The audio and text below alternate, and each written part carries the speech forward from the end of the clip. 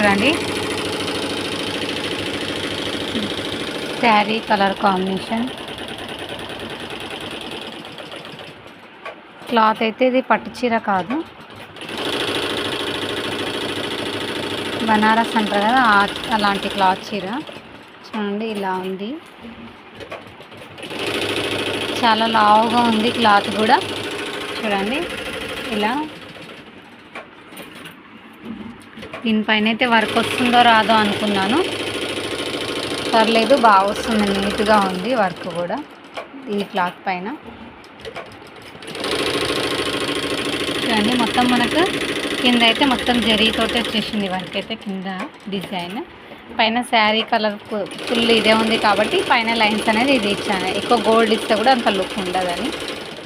చూసారు కదా ఇలా ఉందో కలర్ కాంబినేషన్.